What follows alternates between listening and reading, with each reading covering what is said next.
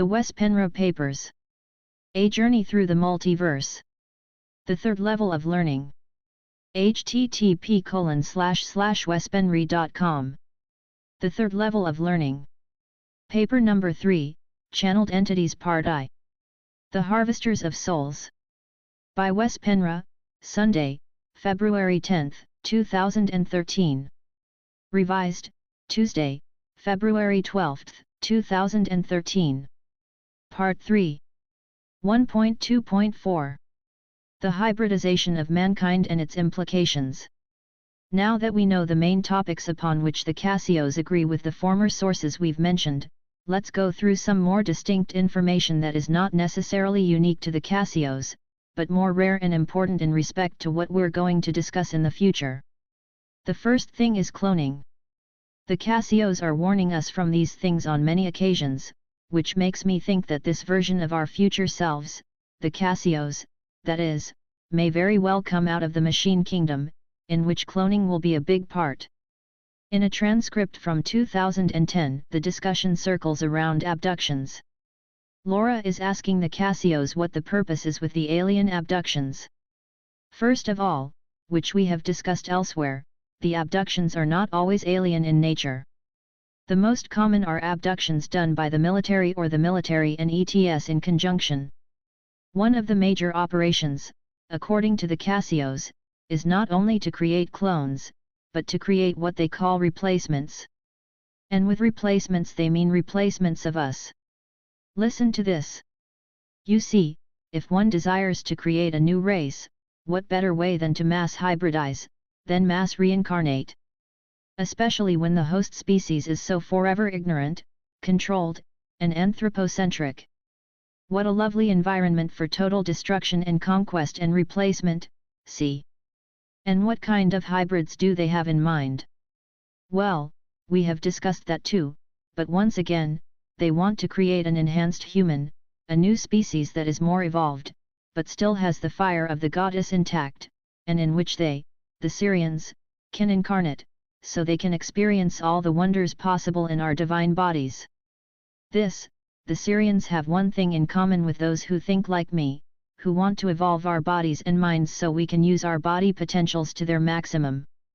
The difference, however, is that I and my like-minded want to do it without using technology. But that is not all of it, and it's not what I think the Cassios are talking about. Most alien abductions are orchestrated by the Greys, who in this case are, who? Well, whom have the Greys often been seen together with? Yes, the Syrians in human bodies, the so-called Nordics. Let's think of it this way, once the Syrians are established here, they can genetically manipulate human bodies and use them here in 3D, but what kind of bodies would be optimal for the Syrians to use when they travel long distances in their hollowed-out craft? There are currently top-secret projects, leaked by whistleblowers, where scientists are working on creating a hybrid which is well suited for space travel outside the solar system. And how does this hybrid look like? It looks almost exactly like the grey alien we are so used to seeing in drawings, science fiction movies, and all over the internet. Why would they look like the Greys? Because it has shown that this kind of body is one of those best suited for space travel due to its resilience and ability to adapt. It can also successfully withstand radiation in space, long term. This is the body NASA and other more secret space agencies are planning on using in the future for interstellar travel. All they need is the technology to transfer a soul from a human body to the Grey. Once that is done, we're good to go. Of course, we also need an interstellar spaceship which can go through stargates, at least as long as we're keeping things on a 3D level. What I am trying to say here is that what about if the Greys that have been seen together with the Nordics are no less than Syrians in interstellar spacesuits? As above, so below. The only thing the Syrians need to do is to transfer soul essence to the Grey body and they are ready to go. Not to confuse these Greys with real Greys, however, who exist as well. Many say that Greys are very common in this galaxy and the next, the Andromeda. They have a better survival potential than, let's say, the humanoid body. The Syrians know this and seem to have managed to hybridize their own bodies with that of the Greys, Some say they used the grays from Zeta Reticuli as templates, and use them to travel between the stars. But why do they need to experiment with human bodies here on Earth and mess with our DNA again in this respect? If they want humans to be space travelers in the future, and perhaps build an army, why not use the Sirian/Zeta template to transport human souls into? The reason is possibly that the Sirian/Zeta hybrid has a problem when they are coming to Earth. We see them on the surface every now and then, but sooner rather than later they have to leave. They can't handle the effects from our sun for a very long time, as it seems. Some Sirians were ordered to stay a long time ago, and some were left behind for unknown reasons. These greys had to move underground, and there is where people like Phil Snyder found them and started battling with them decades ago. They are still down there. Keep in mind that the grey template is not like a real spacesuit that you can take on and off. When a grey hybrid is stuck here, they are stuck with the hybrid body, because they transferred soul essence from a real Sirian body into a grey template, which now became their body until they have the chance to switch back.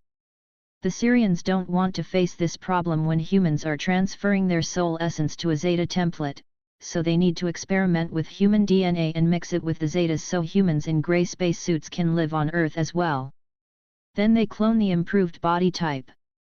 This whole scenario could very well be the reason why sources like the Cassiopeians and the Pleiadians suggest we don't start a big cloning process.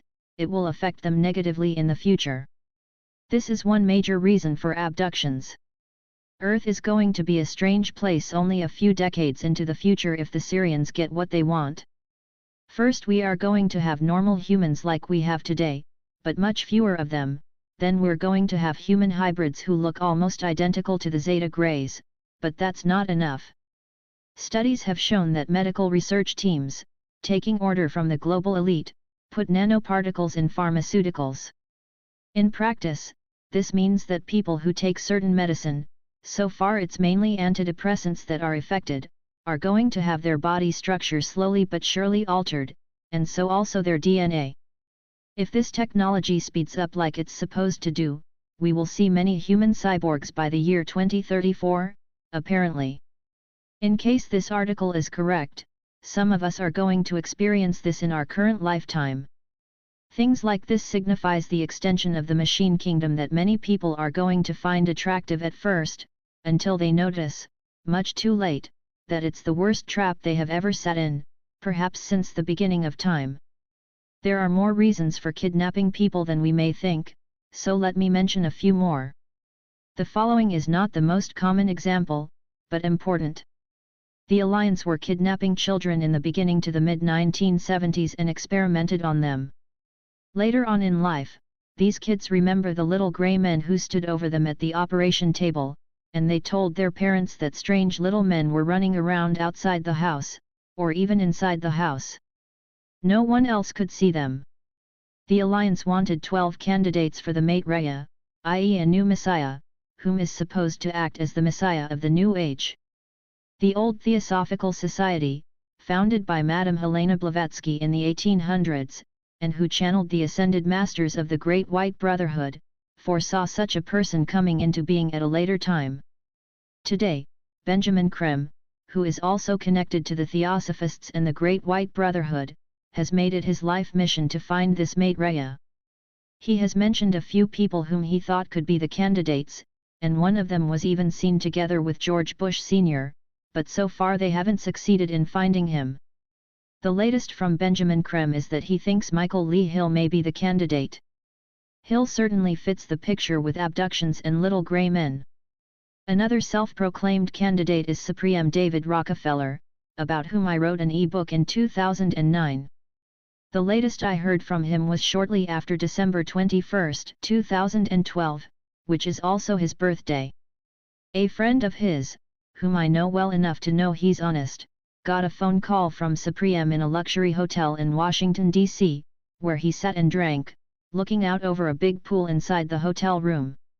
He told his friend that it was time to skip all the public distractions like Facebook and similar, and shortly after he deleted his Facebook account, and no one has heard from him since then. However, when I was in touch with him in 2009 to 2010, he told me that one day he was going to exchange those jeans he had for expensive suits and start mingling with very rich and powerful people who were going to help him to power.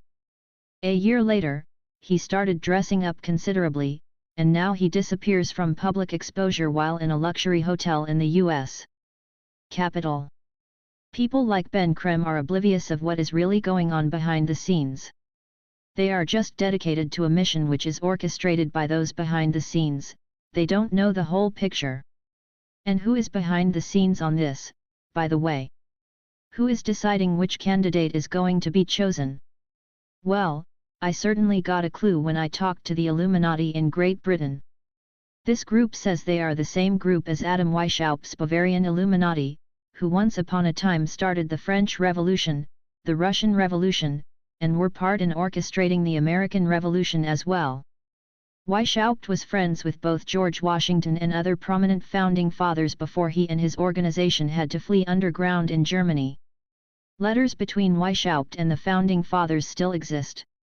I always call this present group the Bavarian Illuminati, albeit they only call themselves the Illuminati these days, not to be confused with the global elite group so many people, including this author, have worked on exposing.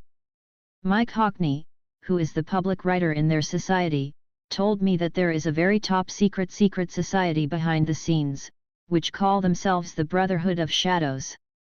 Their main task is to produce these 12 candidates, who will then compete for the title of Maitreya, and the strongest man wins. According to the Bavarian Illuminati, the other 11 candidates will be killed. Nothing is said what will really happen to the chosen one. Will he be a human soul in a hybridized body, or will a Syrian soul take over? My guess is definitely the latter. Another more common reason for the abductions these days is cloning. The Cassiopeans talk about this to some extent, and it has to do with the super wave, or the wave as many of the channeled sources call it, on which they say they're riding. We are going to spend a whole paper talking about this wave soon, and it's obvious that it's not only good star beings riding on the wave. The Cassios say that a lot of cloning of humans is taking place right now to prepare for when the wave arrives. When it does, they want to have a lot of soulless bodies waiting for them which they will try to enter en masse with the energies of the wave. However, they don't mention who these beings are that's going to enter en masse into these soulless bodies. When the Cassios are saying they, meaning negative beings, they are often talking about the Orion group, aka the Syrian Alliance. This goes hand in hand with my own conclusion, and my own conviction is that many beings of the Alliance have already entered such bodies and are walking among us. Behind the scenes, they are then preparing for the wave to arrive, apparently. 1.2.5 An interesting connection. In a session dated October 23, 1994, the Cassiopeans reveal that they are not only the forerunner to the RA collective with a purpose to take off where RA ended, but they also claim to be RA. They reply to a question about where the RA material comes from with a short, us. This, to me, is quite an interesting statement, to say the least. If this is true, it is actually a mind expander and could explain a lot. I will later in this paper expand on the concepts and terms included in the Elohim material as well as both the RA material and the Cassiopean experiment, which all lean towards that they are connected to the Syrians. The above statement from the Cassios, however, is quite a blunt one, confirming my hypothesis. This is also the reason why I have divided the channeled sources into different categories. This paper is exclusively dedicated to those who promote the harvest and are talking about the wave riders. Although I can't prove it 100%, I think I can prove without any reasonable doubt that these sources are connected to the Syrians, love and light or no love and light. Also, as the reader knows by now, I have spent quite some time listening to Pleiadian lectures and read all of Barbara Marciniak's books, and the Pleiadians have no problems admitting that they are connected to the Syrian alliance, although they are supposedly a rebel group, and I believe them. My point here is that I know the Pleiadians pretty well, and the information they are giving us are well in line with that of the harvest channels I'm investigating in this paper, except that the Pleiadians are openly against the harvest and the concepts of STO and STS as well as galactic federations. They are basically the ones who inspired me to further look into these things, and so far I have found that they are right on the spot. However, being Syrians/Pleiadians in their essence, they still have the Syrian way of expressing themselves, and I recognize it in U2 Shamash, with whom I've had contact, but also in the harvest channels. 1.2.6 Orions, the transient passengers.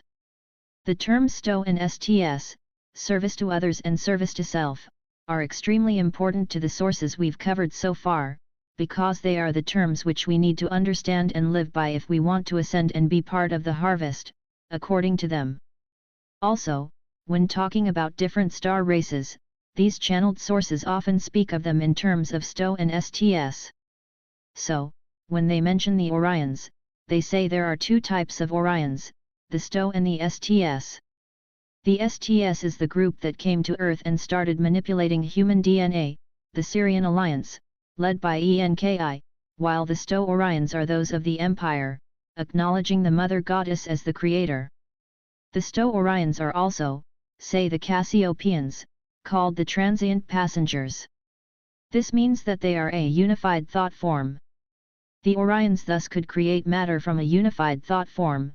This is how the Cassios explain it, and it makes me think about how the goddess created the galaxies, nebulae, stars, and planets, etc. But the interesting thing is that they say that the Orions created them, the Cassiopeians. So, if the Cassiopeians are us in the future, are they saying that we humans once upon a time were created by the benevolent Orions, i.e. the Mother Goddess and her helpers? As a matter of fact, they do. They are saying that our home, the home of mankind, is in Orion. Laura and her group are protesting, because they learned from Lissa Royal and Keith Priest and their Zeta Reticuli channeling that mankind's cradle stood in Lyra. The Cassios, however, say that this is not the case, and that one day we will see. Note, when a channeled source says they are us in the future, it doesn't necessarily mean they are humans in the future. A great example are the Pleiadians, who explain this phenomenon pretty well. They also say that they are us in the future, and still they are the Pleiadians/Syrians. How is that possible? Well, it has to do with genetic manipulation again. Because we humans have a lot of Syrian/Pleiadian genes in us, they say they are us in the past and in the future, even if this is a relative truth. U2 Shamash also claimed that we and they are the same. I am pretty sure the same thing goes for the three channeled sources I've investigated so far. Here is how the Cassiopeians expressed it in regards to the Orions: A equals the Cassiopeians, and Q equals the questioner, while L, within parentheses, is Laura Nightjad Chick. A, in this part of your third and fourth density universe, specifically your galaxy, it is the region known as Orion that is the one and only indigenous home of human-type beings. Reflect on this. Indigenous home base, not soul locator. What you are most in need of review of is the accurate profile of alien data.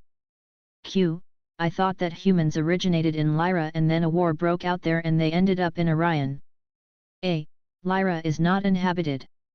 There have been homes in all places, but some were/are transitory, and some are not. Pay attention to Orion. This is your ancestral home, and your eventual destination. Here is the absolutely accurately accurate profile of Orion to follow. This is the most heavily populated region of your Milky Way galaxy. This is a region that extends across third and fourth density space for a distance as vast as the distance between your locator and it. There are 3,444 inhabited worlds in this region. Some are planets as you know them. Some are artificially constructed planetoids. Some are floating space barges. And some are satellites. There are primary homes, traveling stations, and incubator laboratories all in second, third and fourth densities. There are overseer zones in fifth and sixth densities. The name Orion is the actual native name, and was brought to Earth directly. Q, L, are the Orion STS the infamous red-headed Nordic aliens? A, yes, and all other humanoid combinations. Q, L, okay, if it started with the Nordic types, and that is where the other humanoid combinations came from, What genetic combinations were used for human beings?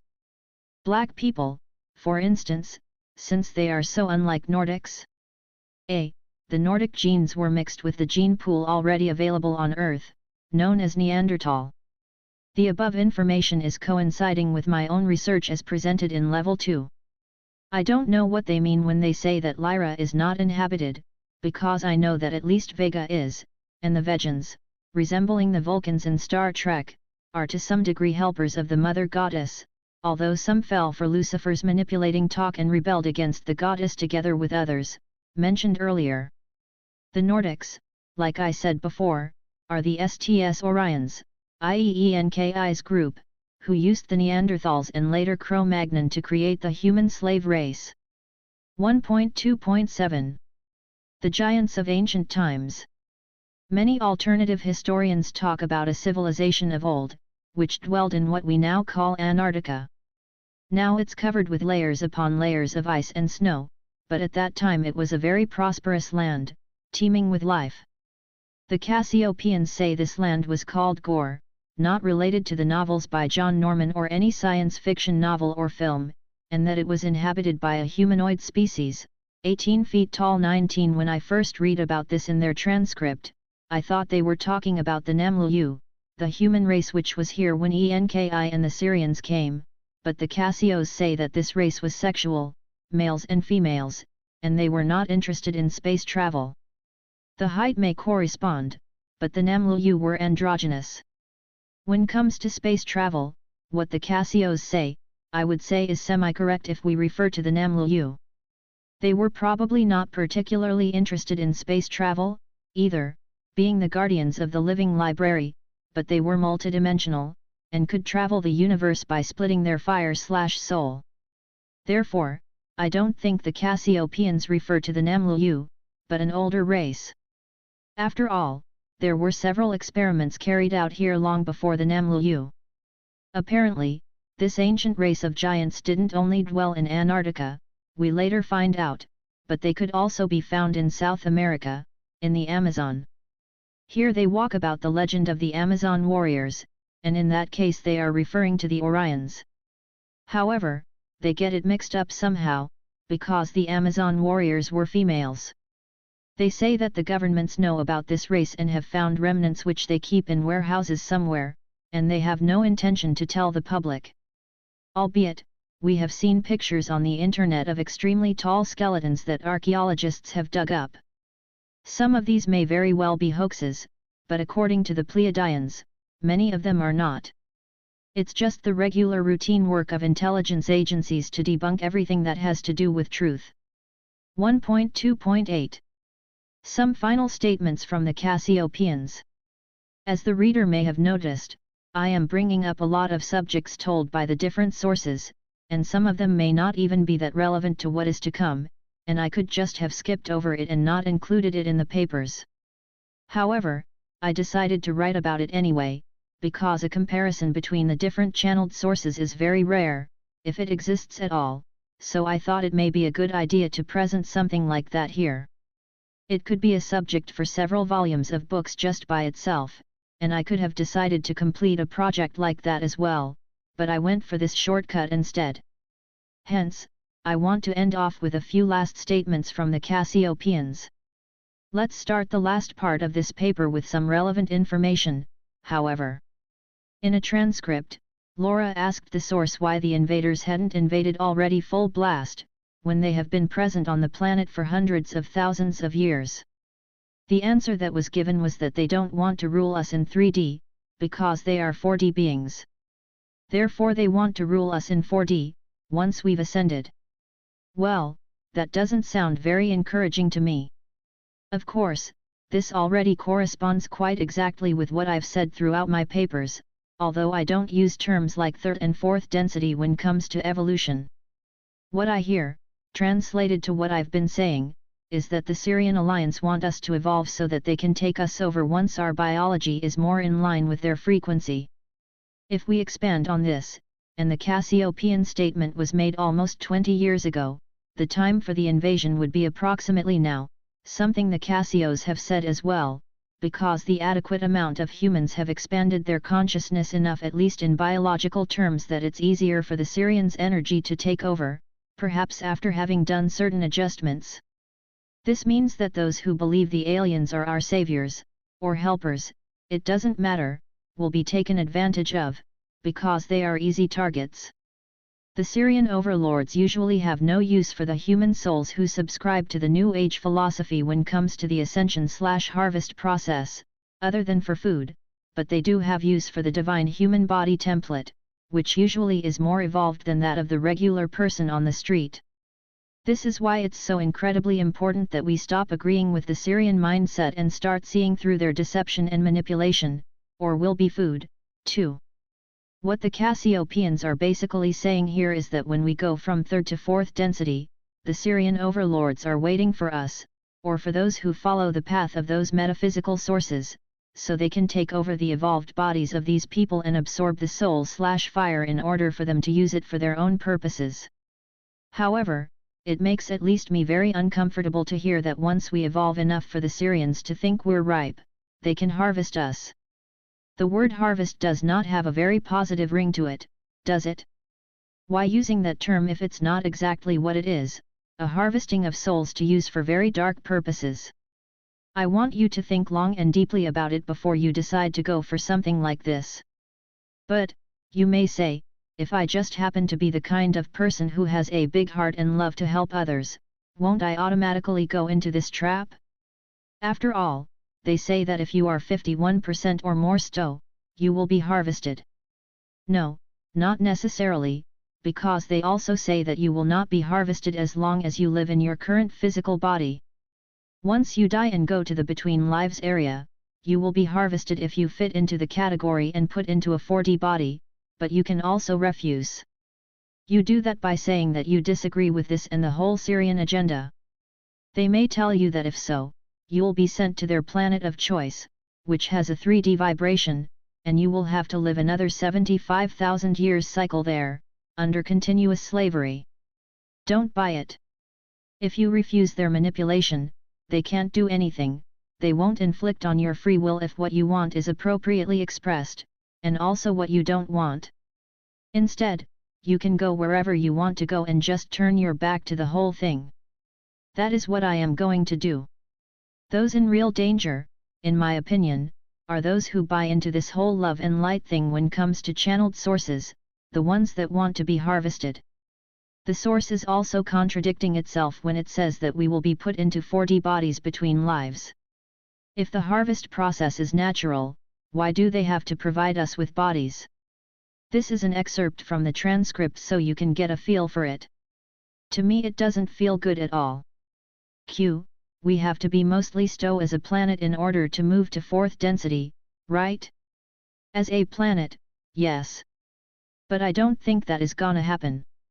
I think that only a few will move to fourth density to an either already existing fourth density Earth, or that they will be instrumental in creating a fourth density Earth, and the rest will start the cycle over again in third density on a primitive Earth. The key lies in how many folks can be awakened to the balanced, positive-negative nature of cosmic reality. Could this be why the STS forces want to take us over before and right as we get to fourth so we can tip the scales in their favor? Pretty much it, in one sense. But, there is a more insidious reason. They are working very hard to prevent the graduation of any to fourth density. They want to keep all of Earth as their third density stockyard, and cafeteria of ethereal and physical food. But, if there is a movement to 4D, they want to be in charge of it. You can see the similarities with my concept of the splitting of the worlds and their ascension into the fourth density. Reading this quote above, however, gives me a good opportunity to also explain the difference. My concept is the machine kingdom, 3D, versus going back to nature, 4D. Eventually and gradually, over generations, the realities will split. I don't subscribe to a harvest, where the change will be pretty much immediate, and those who go to 4D will be put in a new box with limitations. Once we are multi-D, we are free to travel the universe as we please and visit different dimensions and densities. Almost no channeled sources bring up these important subjects.